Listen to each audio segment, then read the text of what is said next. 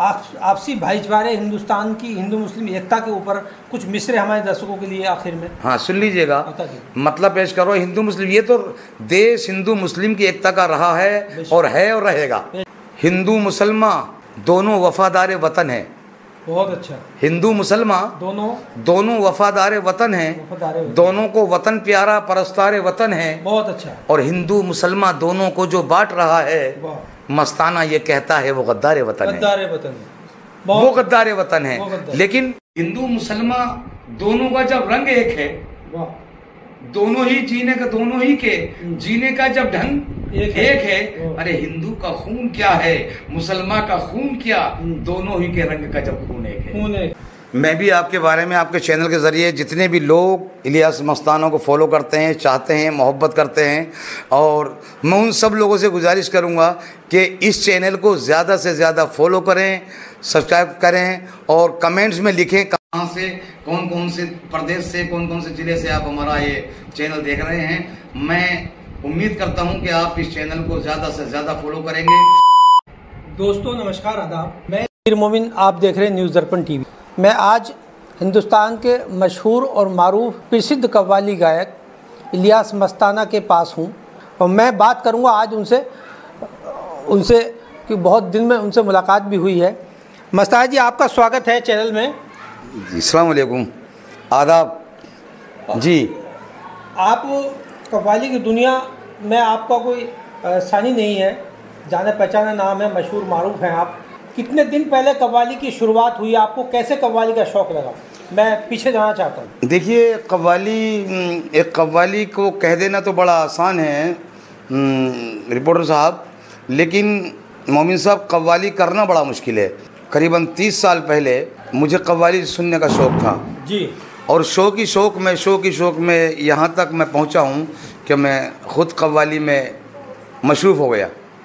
और आज मैं कव्वाली हिंदुस्तान के तमाम ऑडियंस ने, कमेटियों ने मुझे प्यार दिया, मुझे फॉलो किया और पसंद किया, तो आज अल्लाह का शुक्र है कि हिंदुस्तान में नहीं बल्कि बाहर देशों में भी लोग मेरे को पहचानते हैं, जानते हैं इलियास मस्ताना कौन है। आप शायरी भी खुद करते हैं, कलाम खुद लिखते कहते हैं, ये कहाँ से आपको प्रेरणा मिली? देखिए, एक जैसे मोमिन भाई आप भी शायरी करते थे, आपके साथ भी बहुत बैठे, और हमारे मरहूम दोस्त थे नईम नादा साहब, और यहाँ के एक सैंसपुर के बड़ी अजीम हस्ती हकीम नौमान साहब हैं, आदिल वो शायर हैं, और कफ़ील साहब हैं, और सैंसपुरी जुनू मरहूम साहब, और ख़ास तौर से मैं शागिर्द हुआ हूँ जनाब मोहतरम हिंदुस्तान के सभी आर्टिस्टों को जानते हैं रशीद अनवर गुजराती शायरी में। और देखिए, शायरी का मामला ये है कि शायरी करना बड़ा मुश्किल है मोमिन भाई। मैं तो शायरी वायरी बहुत हल्की करता हूँ, लेकिन मैं ये ज़रूर कहूँगा कि जितनी भी आज के टाइम में कव्वाल दाइज़ों पर प्रोग्राम कर रहे हैं, पहले 15 से 20 साल में, 10 साल में कव्वाल की पहचान होती थी कि कौन कव्वाल है और कहाँ रहता है, क्या करता है। लेकिन आज के टाइम में सोशल मीडिया ने ऐसा पागल बना दिया है लोगों को, आज कुर्ता कढ़ा हुआ पहन कर बैठता है और 3 दिन में कव्वाल बन जाता है। उसका मतलब ये है कि वो जो अच्छे आर्टिस्ट हैं, मार्केट के आर्टिस्ट हैं, जिनको लोग पहचानते हैं, मैं किसी का नाम तो नहीं लूँगा, अगर कुछ लोगों का नाम लेता हूँ तो कुछ लोग बुरा मान जाएंगे, जो आज भी आर्टिस्ट कव्वाल कहलाने का हक रखते हैं, मौजूद है मार्केट में, उनके गाए हुए यूट्यूब से कलाम चुराए और स्टेज पर कढ़ा हुआ कुर्ता पहना कव्वाली शुरू कर दी। अब कमेटियाँ क्या कहती हैं कि भाई किसी नौजवान कव्वाल को बुलाइए, उसको अभी ये पता नहीं है, अभी सीडी कव्वाली के बारे में नॉलेज नहीं, रदीफ़ क्या होती है, काफ़िया क्या होता है, बहर क्या होती है, मफ़हूम क्या होता है। बस ये समझ लिया, मैं क्या बोलूँ आपके सामने कि अंधी पका रही कुत्ते खा रही है। और आपके चैनल के ज़रिए मैं ये भी कहना चाहूँगा मोमिन साहब कि कव्वाली अगर लोग सुने तो पहले ये देख लिया जाए कि कव्वाल का इस्लाक वजूद है या नहीं है। और तो ये आपने बड़ा अच्छा सवाल किया मेरे से कि ये कव्वाली में क्या इलियास भाई कब से क्या नॉलेज हुई, कैसा है। अभी आपके सामने एक चलन और चला है कि जैसे महिला और पुरुष कव्वाल का मुकाबला एक एक शेर का, ये अभी आपके सामने शुरू हुआ है। उससे पहले तो बहुत मयारी कलाम आप भी पढ़ते थे और तमाम कव्वाल पढ़ते थे, तो ये जो मुकाबला नया शुरू हुआ, इसमें इसे क्या देखते हैं? देखिए, ये जो मुकाबला कव्वाली शुरू हुई है, ये अभी शुरू नहीं हुई। बहुत ज़माने पहले रशीदा खातून और यूसुफ आज़ाद का ही मुकाबला कव्वाली आया था। तो आपने सुना भी होगा, चिड़िया जाल में फंस गई, समझे। तो वो कव्वाली मुकाबला था रदीफ़ काफ़िए का, बहर का। उसको कहना चाहिए था कि इसको कहते हैं डूट। और उसके बाद तस्लीम आरिफ टीना साहब का दौर आया, तो उन्होंने भी आपकी नज़रों के सामने बड़ा अच्छा मुकाबला कव्वाली की। लेकिन आज के दौर जो मैं देख रहा हूँ, नई नई लेडीज़, 4-4 दिन की लेडीज़ है, जिनको ये पता नहीं कव्वाली क्या है, और उनको क्या पता नहीं, सुनने वाले उनको अहमियत दे रहे हैं। बस ये देखते हैं, अरे यार मस्ताना भाई, लेडीज़ को खूबसूरत होनी चाहिए, चाहे उसको गाना बजाना आए या ना आए, बस खूबसूरत हो, स्टेज पर डांस करने के लिए हो। इस तरह की बदतमीज़ी की जाती है। महफिल में हमारी माँ बहनें भी होती हैं, हमारे बुज़ुर्ग भी होते हैं, तमाम हजरात महफिल में होते हैं। मुकाबला किया जाए, कौन कह रहा मुकाबला मत कीजिए, लेकिन मुकाबले को सलाहियत के साथ कीजिए, अदब के दायरे में मुकाबला कीजिए। लेकिन ये किस तरह की बदतमीज़ी आप देख रहे हैं, स्टेजों पर डांस हो रहा है और कव्वाला को कोली में भर रहा है, कव्वाल को कोली में भर रही है। ये कितनी बेअदबी हो रही है, अश्लीलता परोसी जा रही है। जी जी। और देखिए, कव्वाली को इतना बेपर्दा कर दिया है सर, मैं आपको क्या बताऊं मोमिन भाई, कि कव्वाली को बेनकाब कर दिया, कव्वाली को बदनाम कर दिया। ये कव्वाली एक ऐसी पाक चीज़ है जिसमें हिंदू, मुस्लिम, सिख, ईसाई सब इसका एहतराम करते हैं, अदब करते हैं। आज कव्वाली के नाम पे इस मुकाबला कव्वाली ने यह आलम कर दिया है, नहीं मुकाबला कराइए। दरबारे बुज़ुर्गों में जा रहे हैं, बुज़ुर्गों में उर्स हो रहे हैं, उर्स हो रहे हैं, वहाँ दरगाह के सामने बदतमीज़ी की जा रही है, जहालत की जा रही है, डांस किए जा रहे हैं। आज भी कव्वाली ज़िंदा है और कव्वाली कभी नहीं मरेगी। ये शायरी जो है एक उर्दू का गहवारा है, ये तो आप जानते हैं ना। अब इस शायरी में बहुत कव्वाल ऐसे हैं जिनको देखिए, अभी रदीफ़ काफ़िया तो बहुत दूर की बात है, तलफ़्फ़ुज़ का पता नहीं, शीन को शीन कह रहे, सीन कह रहे हैं, सीन को शीन कह रहे हैं, ज़माने को जमाना कह रहे हैं, ख्वाजा को ख्वाजा। बताइए हम क्या करें? हम जैसे आर्टिस्टों को तो इन नए नए लड़के समझ रहे हैं कि ये बेवकूफ़ हैं। ये तकलीफ़ होती है आपको इससे? हमें बहुत तकलीफ़ होती है। हम चाहते हैं कि जितने नए लड़के हैं वो और उरूज मिले उनको, अल्लाह और उरूज दे। लेकिन उरूज ऐसा मिले कि लोग नाम करें और उससे नाम हो। एक मैं 4 मिसरे पढ़ रहा हूँ उरूज के सामने, मुलाजा कर लीजिए आप जरा, कि दुआएं मांग रहा हूँ खुदाए बरतर से, दुआएं मांग रहा हूँ खुदाए बरतर से, चराग मेरी उम्मीदों का पायमाल ना हो, वाह, चराग मेरी उम्मीदों का पायमाल ना हो, हर एक उरूज के पीछे जवाल है, लेकिन मुझे उरूज वो देना जिसे जवाल ना हो। तो ये जो उरूज है ना 4-4 दिन के, ये जब ढल जाएंगे तो, और जो कव्वाल जिनका म्यार है और वजूद है, वो जैसे कलते तरक्की पे बतरक्की होती जा रही है। लेकिन बहुत समय हुआ, 2-3-4 से दशक आपको हो गए हैं कव्वाली की दुनिया में। कौन कौन से मशहूर कलाकारों के साथ आपने मंच साझा किए? देखिए, अब ये तो मैं आपसे दरख्वास्त करूँगा कि हिंदुस्तान में तो शायद जो अच्छे आर्टिस्ट भी हैं, मशहूर आर्टिस्ट भी हैं, तो ऐसे आर्टिस्ट हैं जो 40% 30% जिनके साथ मैं गा चुका हूँ, और मैं ये कोशिश करता हूँ।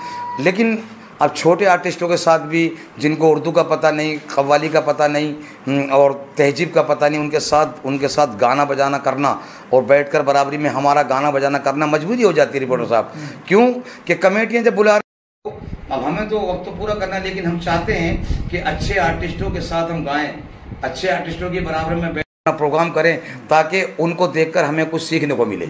हम ये, और अभी भी हम यही सोच रहे हैं कि हम कुछ सीखने को मिले हमको। आपके चैनल के माध्यम से ये ज़रूर कहना चाहूँगा कि मैं तमाम कमेटियों से दरख्वास्त करूँगा, गुजारिश करूँगा, इल्तिजा करूँगा कि वो अच्छे आर्टिस्ट को ही बुलाएँ और कव्वाली का तमाशा ना बनवाएं और अदब का मकाम रखें, अदब के अंदर रखें। ये बुजुर्गों की ग़िज़ा, इस कव्वाली को बदनाम न किया जाए। मज़ा था, आपके कई कलाम मशहूर हुए हैं, जैसे एक मैंने माँ का कलाम जो मेरा है, वो जो माँ का दिल दुखाएगा दोज़ख में जाएगा, एक कलाम वो कुछ मिसरे, वो बड़ा वो है कि अज़मत माँ के नाम से है, दुनिया में एक रोज़ वो इज़्ज़त कमाएगा जो बाप माँ के दिल को अपने दुखाएगा। मिसरे हमारे दर्शकों के लिए। हाँ, दुनिया में मेरे सुनिए, माँ का मेरा आइटम बड़ा मशहूर हुआ है, हो के ज़िहोश याद आती है, हाय अफसोस याद आती है, जब भी जन्नत का जिक्र होता है, माँ की आगोश याद आती है। बहुत अच्छा। औलाद से बिछड़कर गुजर कर नहीं सकती, नूरे नज़र को तीरे नज़र कर नहीं सकती,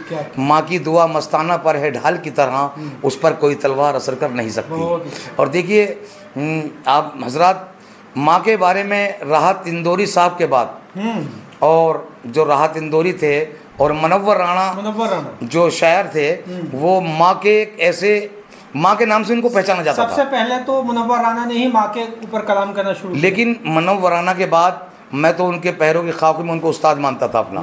लेकिन मैंने माँ के इतने शेर लिखे हैं, इतने शेर लिखे हैं कि शायद माँ की मैंने हकीकत तो बयान में मरते दम तक भी नहीं कर सकता। लेकिन माँ को छोड़कर मैंने बाप के बारे में बहुत लिखा है।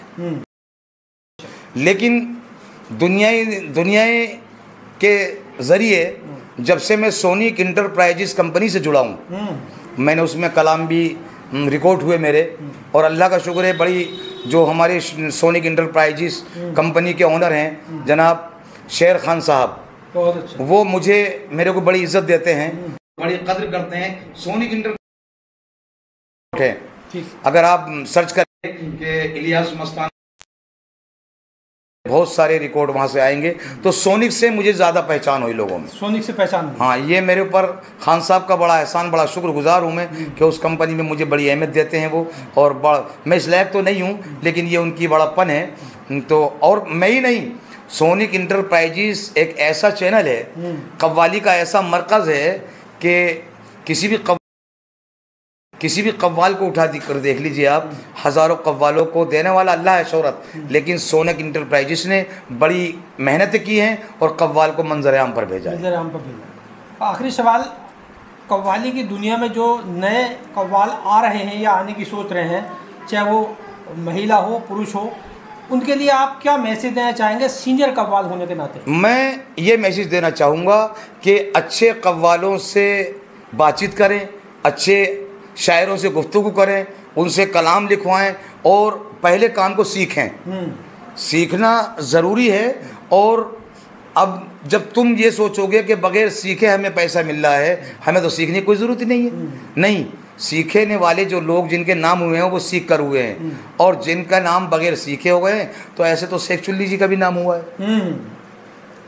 फटे हुए नेकर में उन्होंने तमाम गालियाँ बकी हैं और आज भी उनका नाम चल रहा है। तो नाम होना अलग बात है, काम होना अलग बात है। अगर आप काम की बराबरी नाम से करते हैं तो ये नहीं, ये मैं इस पर सहमत नहीं हूँ। जिनका काम से नाम हुआ है वो अलग बात है, जिनका नाम ये सोशल मीडिया है, इस पर तो कुत्ता भौंक रहा था उसका भी नाम हो गया। लेकिन जो काम की बातें हैं वो तो काम की बातें हैं, काम से हासिल कीजिए, बड़ों का अदब कीजिए। और मैं तो कुछ भी नहीं जानता, मैं तो आपके सामने मामूली हूँ, मुझे माफ़ कीजिए। लेकिन जिला बिजनौर के बारे में फिल्म दुनिया में भी बहुत चर्चे, बहुत किताबें जिला बिजनौर के बारे में छपी हैं, उसका जिक्र बाकायदा आता रहता है। तो क्या कहना चाहेंगे अपने कस्बे के बारे में और बिजनौर के बारे में? देखिए, मेरा जो कस्बा है ये उत्तर प्रदेश का डिस्ट्रिक्ट बिजनौर में कस्बा पड़ता है, कस्बा सैंसपुर, जहाँ से मैं बिलोंग करता हूँ जी। और जहाँ से मैं बिलोंग करता हूँ ये एक शायरों का मरकज़ है, ये उर्दू का गहवारा है। इसमें जो है मरहूम जुनू सैंसपुरी का बड़ा नाम हुआ, उनके बॉलीवुड में भी बहुत गाने हैं। और बहुत सारे शायर हमारे यहाँ ऐसे हुए हैं और आज भी हैं, जैसे कफील सैंसपुरी और हमारे हकीम नौमान आदिल सैंसपुरी, खुर्शीद अनवर, और एक हमारे बड़े अच्छे दोस्त थे जो आप भी उनके बीच में बैठते थे, जनाब नादा साहब, नईम नादा सैंसपुरी। तो यहाँ बहुत सारे शायर आज भी हैं। और शायर तो आप हिंदुस्तान, और ऐसे ऐसे मशायर यहाँ हो चुके हैं जो हिंदुस्तान का ऊंचे लेवल के शायर इस कस्बे के अंदर आ चुके हैं जहाँ से मैं बिलोंग करता हूँ। तो लिहाजा ये है, एक हमारे सलीम भाई सैंसपुरी हैं, उनके बहुत गीत, सलीम सैंसपुरी, उनके बहुत फिल्मों में गाने हैं, फिल्म दुनिया में उनके बहुत नाम रहा है उनका, सलीम सैंसपुरी साहब का। तो हमारे कस्बे का बहुत नाम रहा है, जिस कस्बे से मैं बिलोंग करता हूँ। हिंदुस्तान गंगा जमनी तहजीब का जी बिल्कुल एक खूबसूरत गुलदस्ता है जी, बेशक। आपसी भाईचारे, हिंदुस्तान की हिंदू मुस्लिम एकता के ऊपर कुछ मिसरे हमारे दर्शकों के लिए आखिर में। हाँ, सुन लीजिएगा, मतलब पेश करो। हिंदू मुस्लिम, ये तो देश हिंदू मुस्लिम की एकता का रहा है और रहेगा। मतलब सुन लीजिएगा कि हिंदू मुसलमान दोनों वफादार वतन हैं, बहुत अच्छा। हिंदू मुसलमान दोनों वफादार वतन हैं, दोनों को वतन प्यारा परस्तार वतन है। बहुत अच्छा। और हिंदू मुसलमान दोनों को जो बांट रहा है मस्ताना ये कहता है वो गद्दार वतन है, वो गद्दार वतन है। लेकिन हिंदू मुसलमान दोनों का जब रंग एक है, दोनों ही जीने का जब ढंग एक है। अरे हिंदू का खून क्या है, मुसलमान का खून क्या, दोनों ही के रंग का जब खून एक है। बहुत अच्छा। तो ये ना तो हिंदू मुसलमान अलग थे, ना है ना रहेंगे। ये तो थोड़े से हालात आते हैं तो उन हालातों से थोड़ी सी मजबूरियां हो जाती हैं, लेकिन ये हिंदू मुस्लिम का देश कहलाता है और कहलाता रहेगा। बहुत अच्छा।